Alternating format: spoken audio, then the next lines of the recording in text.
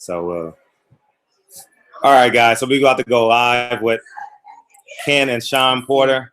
Tell your dad can pull it up on the phone. They'll start piling in. But good. Yeah, we can see him now. How did you have the fight?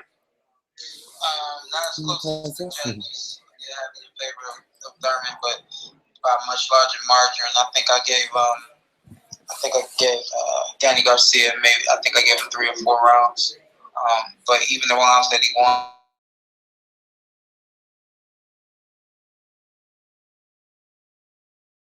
I feel like Thurman should have kept his foot on the gas pedal throughout the fight. He didn't. He played it safe, I believe, and chose to move around. And because Danny's not good against guys that can move around. Nothing was ever set up. Thurman, taking advantage of. Overall, it wasn't the fight that we all thought it would be, but I think most of us thought that Thurman would win it. As it did. And doesn't this fight validate that quite possibly you're at the upper tier of the division, and 2, how important pressure is to a fighter? Yeah, you know what though, because I heard you speak on that earlier. I think it depends on the pressure and it depends on the fighter. If you're applying effective pressure and you're able to be offensively and defensively minded throughout a fight, then it matters. But if you're just applying pressure to a guy, you're standing right in front of him to be hit, then that pressure is it makes no sense. So I think I kind of in a lot of ways cracked the case when it comes to beating Thurman by pressuring him. But again, even with myself, I left myself open from time to time. And, in that case, I ended up leaving a few of the rounds open as well. So, yes, pressure is definitely a factor in a fight, definitely depending on who you're fighting against. But it has to be smart, effective pressure.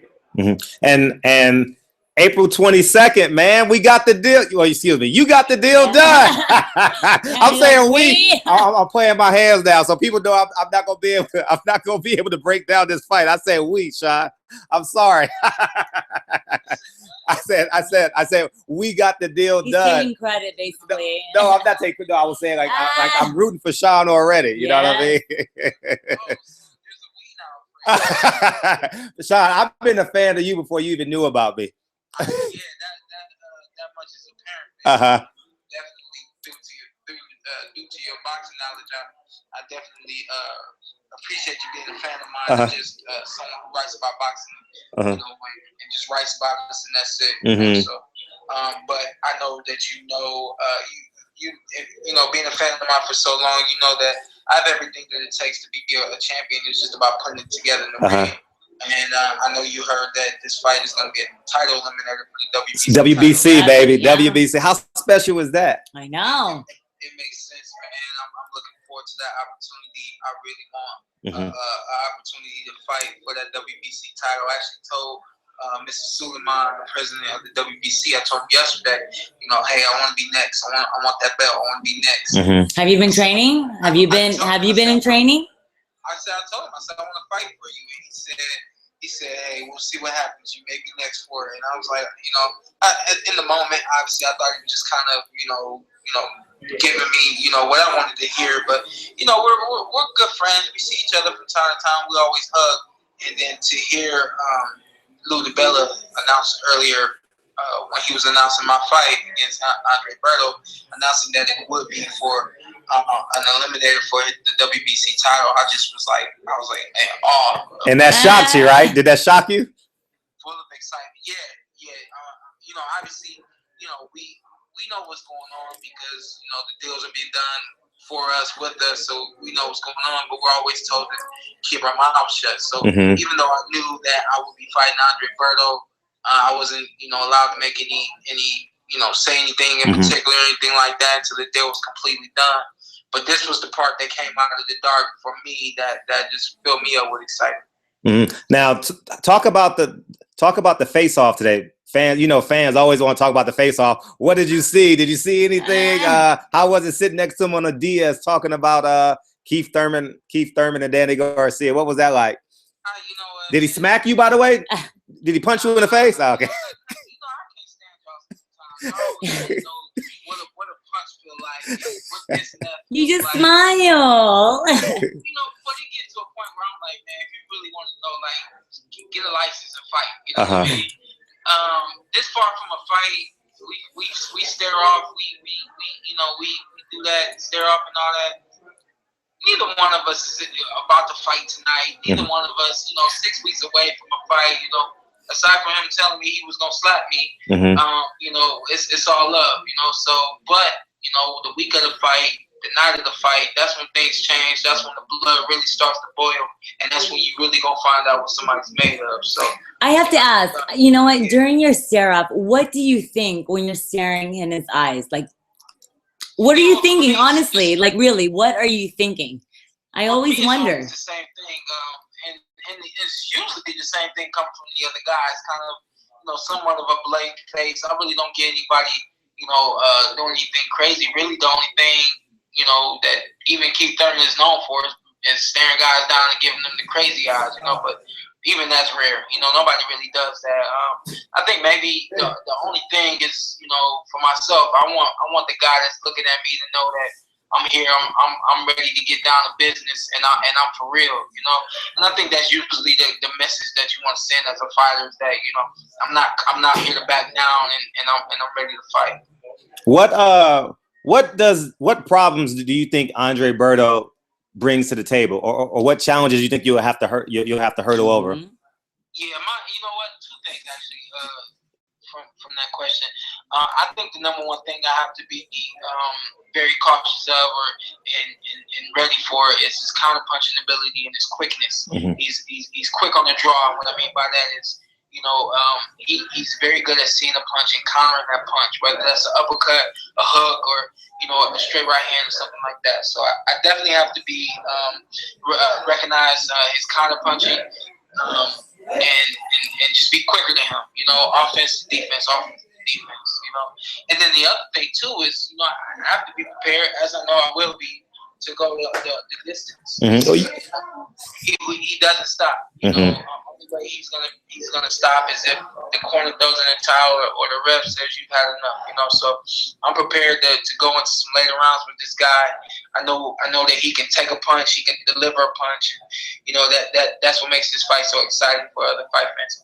I do appreciate you as a fighter when you say what you just said, that you appreciate what your opponent can bring to the table, as opposed to other opponents say, I can beat them, I can do this. But you really just pointed out what your opponent can do to potentially beat you. And I do appreciate that. I love that in a fighter, when they can call them out, and that you can, that's what you have to work on in order to beat them for that fight. And I really like that, because you're so humble. And most fighters just like, oh, they're, they talk shit. And you did not talk shit about once. And you were so positive, and you know exactly what you need to do for your fight. And I really appreciate that. But there's a lot of things that go into that. I mean, if I talk shit, what's the point? My words, you got to back it up. When I get in the ring, it's all about what I do. It's not about what I say, But even outside of that, I'm a real person. I'm a real athlete. Being a real athlete is understanding what you're up against and being prepared for it. If I put on the facade to the people in the public saying, "Oh, I ain't got to worry about this guy. I'm gonna do this. I'm gonna do that," you either gonna tune into it to see me not do it, or you believe me and you're not gonna tune in because this guy's gonna push over. Shawn said it. I'm gonna just wait on the fight after that. So I give the credit where it's due. I understand what's ahead of me. I recognize it, and I prepare for it. So just like I gave y'all the real, I understand that this guy he's even though he's older than me, even though he's been through a lot in his career, we've seen that he's still explosive. We saw that against Victor Ortiz. We saw that he can still box. We saw that against him and Floyd Mayweather. He stood toe to toe with Floyd Mayweather, and we've seen that he can take a punch. We've seen him in the ring numbers of times. Even though he's lumped up, he's still in there and he's trying to give it his all. I'm getting in the ring with a warrior April 22nd, and I'll be ready to show my warrior spirit as well. Now, backstage, obviously, you realize you looking around like, damn, the 147-pound division is lit. You know what I mean? Like y'all backstage, like, man, I probably got to fight you. You know what I'm saying? What's that like behind the scenes? It's real, man. It's crazy because it's what's happening now is what you always thought, what you always knew would happen, and that's as an amateur, it's the same thing. All you guys are in the back room and you're all weighing in. The next day, there's half of you guys, and then the next day, there's the half of that half, and so on and so forth. So we've really just, everybody's been eliminated. Now we're looking at each other like, who's next? And the good part about it is you got nothing but great, exciting matches ahead.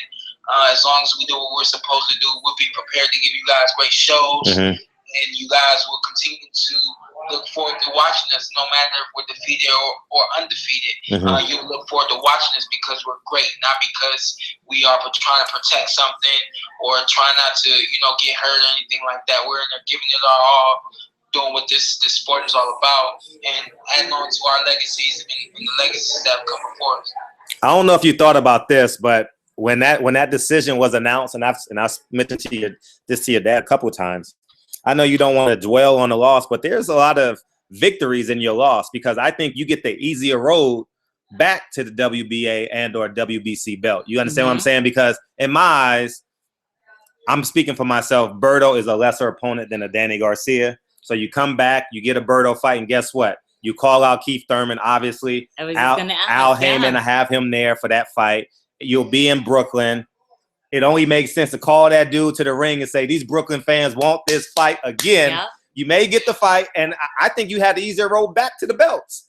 Yeah, well, you can't say that, obviously, but I mean. Yeah, I'll never set you up, Shawn. No, never. We didn't say that out loud.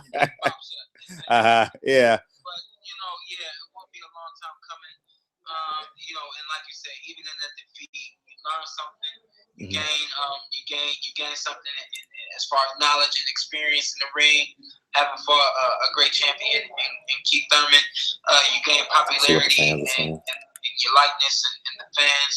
And that's what this sport is all about: is putting on some shows for you guys and just being able to do it again and again. And, I'm prepared to do that right now. Okay, Shawn, a fan asked you a funny question. Yep. When are you gonna cut your hair? I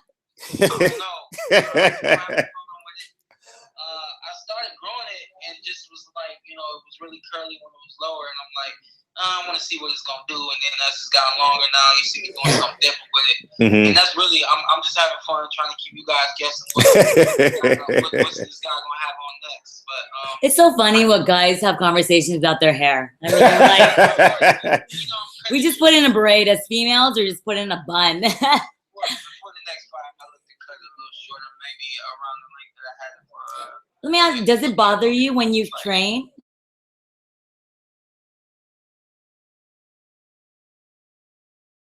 Hairstyle? My hair is different from yours. If I take it out and wash it, it's going to turn into a fro. Before I wash it, I always have some food with it. So April 22nd, when does camp start? I know you're probably 161 right now. Yeah, but I had that question asked earlier. We're going to bring in a camp. We're not completely squared in on who we're bringing in, but we'll get some guys in this week coming, and we'll really get going with everything this week. And you have any sparring partners in mind that you would love to bring in, or? Right now, I know that we have a few guys, and Brandon Adams, who we used. You've used him before. He's a good, strong, explosive, quick fighter, and he's very good at emulating whoever we need him to emulate. So that's good. And then we also have Mickey Bay, who is a Cleveland boy in Vegas, and he is also a Mayweather fighter. So he has that Mayweather style. We've seen Andre try to use that in the past. It's gotten him into some trouble. So I'm hoping he does that, so I can get him into some really bad trouble. And Instagram goes live. You need to live stream y'all workouts because we intend to do that this week coming in the up to the Yeah, fight. because so I think we may go live twice a week, and we'll make an announcement so that everybody can tune in, and we'll give you a really deep look at what we do from the time I walk into the ring to the time I leave. Somebody asked, would you fight Lamont Peterson for the regular WBA title? For the what? The regular WBA title. What's the regular WBA title? I think you got to be promoted to the W. You know, like do they have the silver and the super? You know that type of thing. It's JV varsity. You get the JV WBA belt. Yeah, like it comes out of nowhere. Like, what? Platinum? What? It comes when you're weighing in and you just are surprised. You know, for anything, man, I'm looking forward to fight for that WBC title. That actually that fight with Lamont was presented to us, and you know, obviously we took it, and then we were told that you know it wasn't really a fight that they wanted, which is understandable. And you know, they actually said that you know because we've known each other for some time, it will be like getting into the ring with a really good friend slash brother. So you know, I respect and understand that, and you know, so we continue to look elsewhere, and we finally got Andre Berto to put some ink on some paper for us. Okay, fight fans want to know what goes on in the locker room after the fight you've been building for your entire career, fighting for a major belt, fighting for a major.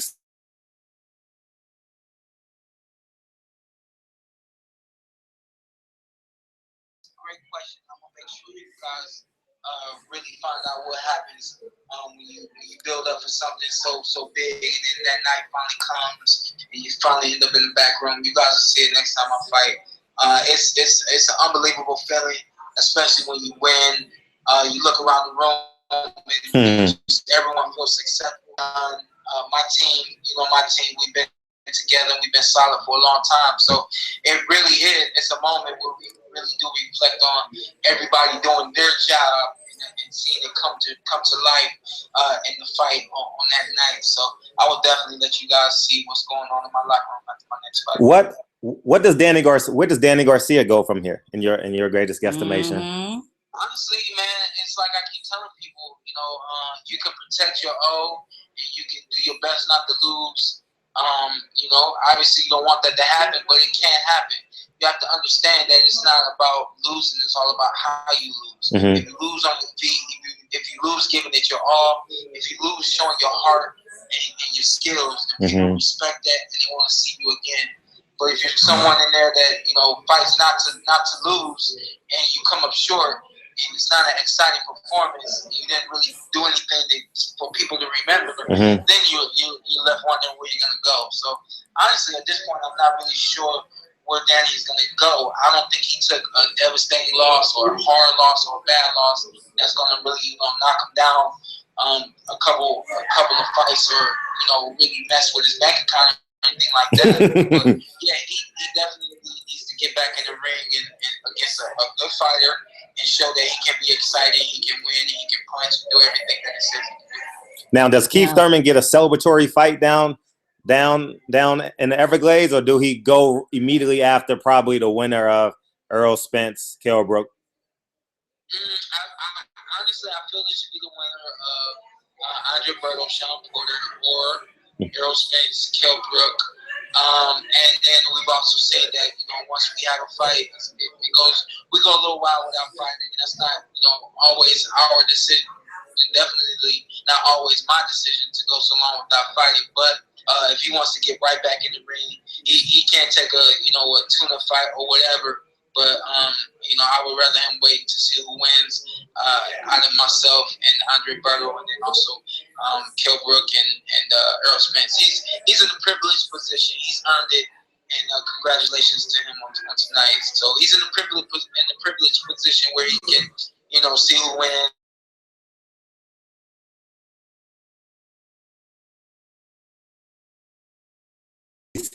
Not in terms of it wasn't a fight, but were you impressed with Danny Garcia, or did you expect more from him? I expected more from both guys. I think the whole boxing world and all the fans out there, the new boxing fans, all that, we all expected more. We expected more action show, and neither fighter gave it to us. So you said neither. I mean, I haven't seen the fight. I told Fred I was stuck in traffic. I'm gonna watch this fight after. So I've been listening to what no, that's why I'm listening to what boxing fans are saying and what I mean. Trust me, they all got opinions, and I'm curious to see what you say. So once we're off, I'm gonna watch this fight in its entirety. Keith came out throwing bombs, and I swear to God, everybody in the crowd was like, all right, here we go. This is going to be good. This is going to be good. And then it just, I don't know, man. It just, Danny has a hard time with guys that can move. He had a hard time catching up to Keith. And then Keith was really moving.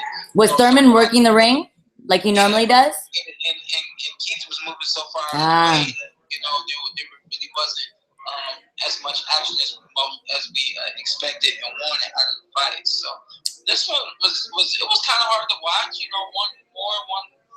One both guys to really let it all hang out, and I think also everyone's kind of spoiled because of the show. You want that show again. So, who were you rooting for tonight? Be honest. I wasn't rooting for anyone. I was thinking and Keith to do what he did. I just expected more offense from Keith, and that was what lacked in the fight from both sides was the offense. Now I asked Keith Thurman after the Leonard Bondu fight, that I saw him take his foot off the gas pedal because he realized that Bondu wasn't really going to exchange with him. But did you think in that fight Keith Thurman went into the fight like, damn, I'm about to fight for the WBC belt, and then he realized Danny Garcia is not really I wouldn't say not that good, but he expected more from Danny Garcia because it felt like he said it felt like rounds 5 through 10, somewhere in there, 6 through 10, that he can just box and move his feet, and if he gets close enough, he'll either lead. He knew he could be first in the fight. It looked like he knew he could be first, and even if Danny came back with a shot, it was only going to be one at a time. Yeah, and that's what it looked like. I think one thing Keith is also known for is he'll come out strong for the first round, maybe 2 rounds, and then he'll just kind of set up everything else from his movement. The difference between myself and Danny was, I tried to push the tempo of the fight, and I tried to force Keith to fight me, and in turn he did that. When you have one guy moving, somewhat trying to lure another guy in, and that guy isn't giving you as much. You end up with a fight with a lot of movement, some offense of spots here and there from both fighters, and ultimately just one winner by split decision. Let me ask you this question: would you rather have a fighter that is great footwork in the ring, or a power puncher? Because usually you don't get both, which is kind of very odd. You get one or the other. Thurman and Garcia was one or the other. Yeah, normally you don't get both. And I'll be honest with you, I can do both, but I'm just never really given that opportunity to show my boxing skills as much because, guys are usually on the defense when it comes to me, or they're trying to get out of the way more so than box or bring the fight to me. But me personally, from growing up watching Muhammad Ali for so long, I love this movement, and I love a boxing more than I love a puncher. Now, Sugar Ray Leonard was sitting ringside. Did you get a chance to talk to him?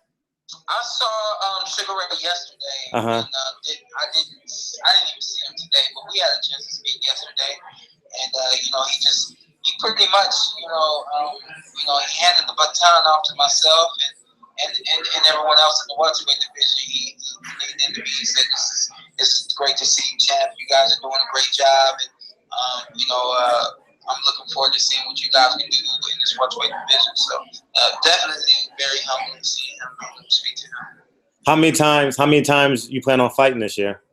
I can't really even answer that question because, let's say we do the greatest thing in the world, which is have a first round knockout.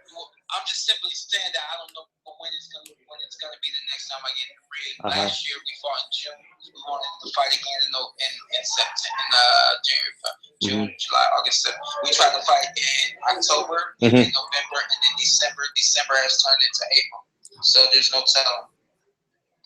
Would you want a rematch with Adrian Broner? No. No? You're definitely over that? One of the fans, one of your fans said you're going to end Berto's career. I don't know. Just say yes. You gotta say yes. You can't say I don't know or I'll tell you this. I was known for ending careers in the amateurs, and I look to do the same thing in the pros. So I think there's some guys out there that are fighting now, and they shouldn't have fought after they fought maybe, but they're still carrying on their careers. But this sport's a little bit different. When that numbers are thrown at you for that money, you figure out that quickly I can do this again, and I want to do it again. But that's not always the case. With Andre Berto, I look to hit him very hard. I'm gonna show you guys some of the things I've been doing in camp already. I've been working on my strength and all that kind of stuff. So I'm prepared to end his career. We're prepared to knock him out. Do whatever it takes to make sure. And the rest is up to him. Okay. Now that you know that who you're fighting, and you know his style, are you starting to change up your training as of right now? We've added things, like I said, like the strength work that we've been doing, with the understanding that we were going to fight him. Also with the understanding that after the Keith Thurman fight, that was something that we should work on, was my power. So that's one thing that we Oops.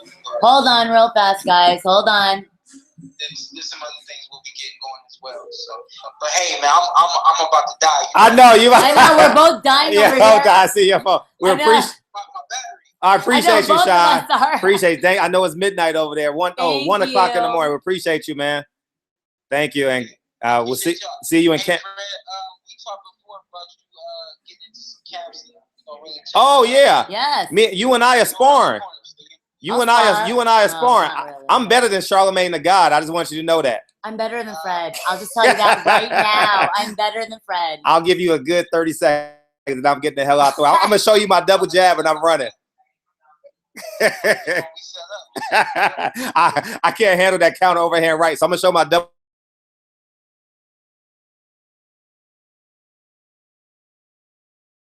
All right. Appreciate you. So wrap it up. Bye. Wrap it up. You can talk. Well, that was a great interview. That was fun. That was so fun. Yeah, that was fun. He hung out with us. He really just gave it. Oh, Willie won the fight. Well, I told you guys. No, yeah, he did. I went out there to get my charger. It was they had to stop it, and because I was like, "Who won?" And they're like, "Well, they stopped the fight." And I thought it was the other guy, and they're like, "No." I'm like, he looks kind of busted.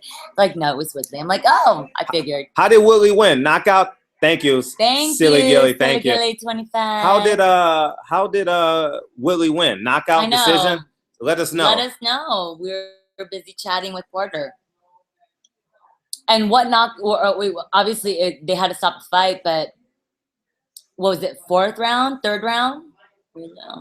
Fifth round. Woodley almost finished him in the 5th. They almost draw. Oh, so it was a draw? I mean, it was a decision? Oh, they almost drawed.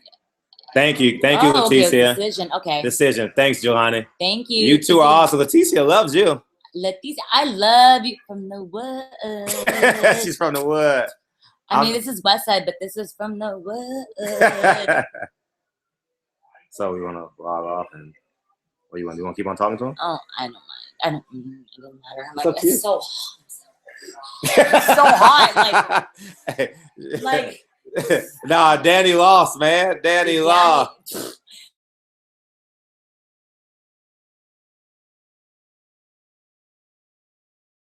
Last 5 hours. Jesus. Oh man, that's funny. Wow. That was so fun. Nah, Danny. I'm like, I wasn't even caught up with the fight. Danny got worked. And you know what else it showed? Out of respect, I say this respectfully. Danny's not on that level yet. And I don't think he'll ever will be, because early on in his career, he didn't do no speed, agility, and quickness training. You got to add that. I know as young amateur fighters, you don't make no money. And as a young pro, you can't really afford to get trainers like that because it's expensive. But you gotta find a way to get speed, agility, and quickness. I don't care if you were born with it or you wasn't born with it. You need that type of training. And it was clearly evident that Keith Thurman had better fast twitch muscle fibers. You understand what I'm saying? Had better fast twitch muscle fibers. See? No, it's so strange that like when Danny even called out that he was going to win this fight, and then of course his father backed it up. Shocker. But it's just, you know, based on facts that Thurman was just a stronger fighter. He's just a power puncher. He's just better in the ring overall. And, you know, I get it, Garcia. He's fought people like Thurman in his amateur fights, but so what? You know what? Thurman was in it to win it. And he was just, like I said, I have not seen the fight yet, which I will, but based on everything, what I've heard and read and what everyone has said, he was the better fighter overall in general. And you know what? I believe it. I believe it. When you cannot work a ring, you're kind of fucked. Like, you can't just, you pivot in a circle. You got to be able to get him in a corner, get him in another corner. You know what? And you tire them out. They don't know what to do. When you got that footwork down, you're done. Your opponent's done because they're just like, what the fuck is going on? They have no idea what to do. And that's... They can't see your face. Well, I'm... Just come down. Oh, there we go. Sorry, guys. I'm on my... I guess my knees hurt from bending. I die. But yeah, that's just what it is. And that's why I asked Porter, if you were to choose an opponent who is a power puncher versus someone that has great footwork, that it's very, very hard to find an opponent that can do both, because you can't. It's really hard. That's like really a skill. Floyd Mayweather doesn't. Floyd Mayweather isn't born every other Sunday. No. You know, Berto Duran. Well, he's a flat-footed. If I'm smart, Roy Jones isn't born every other Sunday. Man, these guys are just. They found what they were great at. We're just fortunate enough that they didn't pick up a basketball or didn't pick up a football because they wouldn't have been as great. You know, we got a chance to see them.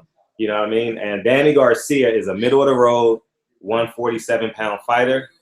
And he hasn't really fought at this weight, right? No, but that's what I'm saying. He's a middle-of-the-road. That's why. Okay. So I think like a... Wait, did Thurman have a problem fighting at this weight? No. Thurman's real comfortable because he comes down in weight.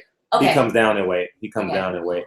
And I think that maybe Broner can get like a Danny Garcia fight, but I don't think Broner will fight him just yet. That would be amazing. Both fathers. Oh my God. Talking mad smack. One brushing his hair. Danny just talking. That would be really the, you know what? Someone make this fight happen, because it's really not about fighters. It's really about the fathers just going at it. I would pay to see it. Well, no, I wouldn't pay to see it.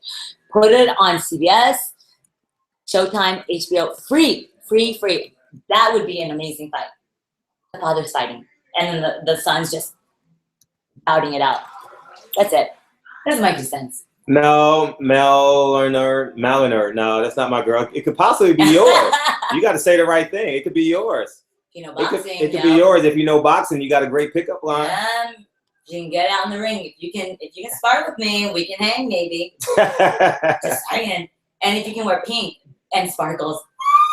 Jeff Boxworthy said Danny couldn't fight. Danny couldn't catch him. He doesn't have the footwork to catch him. Exactly. It's all that. You know what? If you don't, you know, you can have power punches all day, all night. You know, Tyson had power punches. He could stand in the ring, Holyfield, you know, all the heavy. And I'm just going, you know, I'm going ahead of myself. They didn't really have to do footwork, but people that have the footwork can just run around the ring. And if you've never boxed in your life, go try one ring, or go run 2 miles, 3 miles sprinting. Or you know what? Actually, I'm going to just give you this analogy. If you can skip rope for 15 minutes straight, I remember because I train, I box. If you can skip rope for 15 minutes straight, you can last 12 rounds in a ring. And I'm going to tell you, that is so hard. It is so hard so if you can do that, no one can talk shit about their footwork, because it is very, very difficult to be in one round. You have to remember, you have to breathe. You have to remember, boxing is a science. You know, everyone says they can outbox someone, but you know, once you get in a ring with someone, you have to understand your opponent. What's their next? What are they gonna hit you with? And you have to be able to like come back with like a combo, your defense, and what are you gonna do with your foot? And it's very difficult. And I'm gonna just tell you, I've done it. You know, and it's hard. That's what I'm gonna say. So do it before you guys talk shit. Go get in a ring and try it out before you start saying like so and so doesn't have this and this, and you'll understand like what these boxers go through. But I get it. Thurman just had better footwork. That's all I'm gonna say. It was definitely not a split decision. Keith Thurman won that fight outright, but I'm glad he ended up getting the belts. And you know, it was a great night. It was a great night of fighting if you like UFC and boxing. And I genuinely appreciate you guys. Fight night. I love fight night. I'll tell you guys right now how many people we had as of right now. YouTube ain't still counting, so I appreciate you guys. I know. Thank you guys. We had over 2,000 people for the live commentary, and others updated. So it's gonna keep on pouring in. Okay, what are we listening to outside? 3,000. They had 3,000. Oh, we had over 3,000 people, man. That is awesome, man. I genuinely appreciate you guys. You guys are splendid, man. You guys are fun. We appreciate you guys tuning in. And I'm gonna have Sin gonna start coming to me to a lot of fights. Yes. She's gonna start coming. We'll do commentary together since y'all enjoy her. I know. And, I know boxing, guys. And I will, you know, yeah. No, but I do know boxing. I'm not just a girl that spits shit out of her mouth. I've been in the ring. I boxed. I've trained. I know what it's like to spar, and it hurts. But you know what? It's the best feeling. And like I said, you boys out there that always talking shit, get in the ring, figure it out, and you'll understand what we're talking about, because boxing is really, really the best sport out there besides football. But yeah, boxing. Here, follow her. Follow her on Silly Gilly. Follow her on Instagram, and she'll follow you back. That'll be, what is it? It's at NewsNerd26. Oh, they don't know you were a news anchor. Well, not news. I mean, I was a producer. And, yeah. For Channel 5 morning show KTLA, and then I did some, of course, typical weather and traffic. But no, I'm trying to break in the news, and I'm trying to break in boxing, which is my favorite. Interviewing boxers and just boxing in general, it's really my favorite thing in the whole entire world. I love it. I love boxing. I could talk about it all day, all night. I could train with you guys. I could be in the ring with you. I can't really spar with you guys, but you know what? Like I said, just give me some pink wraps, some pink gloves. I'll run with you. I'll skip rope with you. I'll shadow box with you guys. I will do whatever you want because I love boxing. It is, I can't say it's a man's sport because I understood, you know what, a woman can do it. Shit, but it's tough, and it's just that sweet science that everyone should be able to do. And it's just, you know what, I can kick your ass. That's all I'm going to tell you right now. And we're going to end on this note. Beast Mode 32 said, she's bad as fuck, excuse my French. Tell Fred to hook you up with Al Heyman. I'll definitely do that. I'll do that.